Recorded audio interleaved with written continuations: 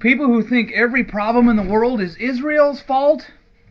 And gentlemen, I'm going to read a little passage from Ron Paul's book, The Revolution, a Manifesto, pages 34 and 35 on Israel. Because there's been a lot of people who don't like Ron Paul that thinks he hates Israel, namely because he voted against that non-binding rah-rah resolution a couple years ago in the House that condemned Ahmadinejad's language against Israel.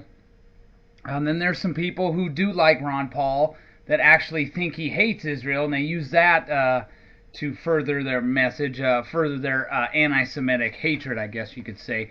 But he really doesn't hate Israel.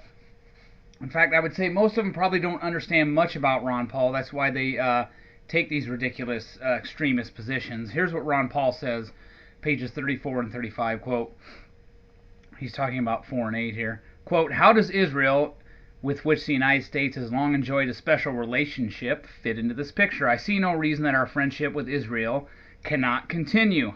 I favor extending to Israel the same honest friendship that Jefferson and the Founding Fathers urged us to offer to all nations, but also means no special privileges like foreign aid, a position I maintain vis-a-vis all other nations, as all other countries as well.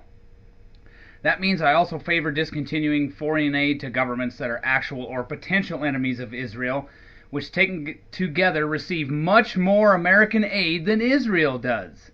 Giving aid to both sides has understandably made many average Israelis and American Jews conclude that the American government is hypocritically hedging its bets. Only those with a very superficial attachment to Israel can really be happy that she continues to rely on over $2 billion in American aid every year. As an aside, I'm adding this, it's about $22 billion for all foreign aid, so Israel's a small portion of that. In the absence of such grants, Israel would at last be under pressure to adopt a freer economy, thereby bringing about greater prosperity for her people and making it easier for her to be self-reliant. Foreign aid only inhibits salutary reforms like this, reforms that any true friend of Israel is eager to see. As a matter of fact, the Institute for Advanced Strategic and Political Studies in Jerusalem argues that foreign aid is the greatest obstacle to economic freedom in Israel. It is an open secret that Israel's military industry is inefficient and top-heavy with bureaucracy, shortcomings that consistent American aid obviously encourages. Why make difficult adjustments when billions in aid can be counted on us regardless of what you do?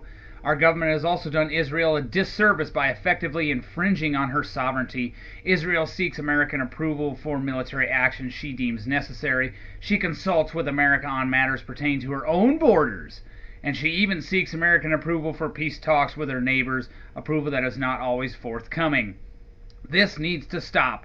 And with an arsenal of hundreds of nuclear weapons, Israel is more than capable of deterring or repelling any enemy.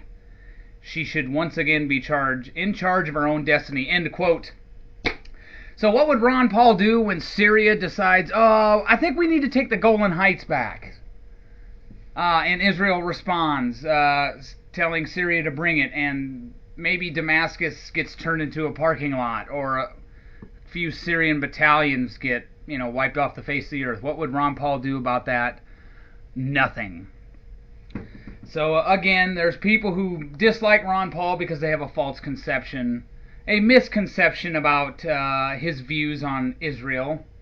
And then there's a lot of people who do like Ron Paul that think he absolutely hates Israel and he's got an axe to grind with the Jewish state. No, he does not. And as he even points out, all the foreign aid we spend, Israel's a very small portion of that. So they're being very nitpicky.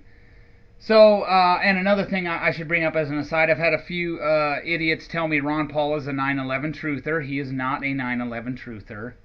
He does not believe the government brought down the Twin Towers. So I'd say there's some people that need to do their homework. Ron Paul does not hate Israel.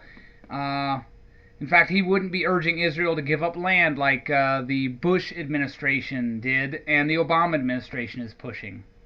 They both pushed Israel to concede more land, to give up land. Ron Paul will not do that. They won't whine when Israel starts building homes inside Israel proper. And when all these so-called Palestinians, which are just displaced Arabs, there's no such thing as a Palestinian. They're just displaced Arabs, like Arafat, the Egyptian. When Israel starts building settlements inside Israel proper, Ron Paul will not listen to the whining. I should add this too as well. The Arab League was urging us to take action and do something about Gaddafi in Libya. What would Ron Paul tell the Arab League? Why are we listening to the Arab League? Why are we helping them? It's funny. And Obama doing their bidding. Yes, if the Arab League needs help and they want us to do something in Libya, we come to their beck and call. Ron Paul would tell the Arab League to stick it. And that's it. Have a nice day, folks. I do need to add this concerning Israel, and part of what Ron Paul was talking about. They would delay reforms in their own country because of the aid we send them. And they have a problem with freeloading like we do. Nearly 27%, and I'll have the link underneath the video again as well. Nearly 27% of Arab men and 65% of ultra-Orthodox Jews don't work, Israeli government figures show. The non-employment rate for ultra-Orthodox men has tripled since 1970. Today, Arabs and ultra-Orthodox together make up less than 30% of the population, but they account for nearly half of school-age children. If the trends continue unchecked, Arab and ultra-Orthodox children can make up 78% of Israeli classrooms. So they have a problem there with freeloading as well, and they need to deal with that. God wants you to work, so those ultra-Orthodox Jews should know that. And these Arab men who are living in Israel proper, 27% of them sucking off the system, need to get a job or get out. Have a nice day.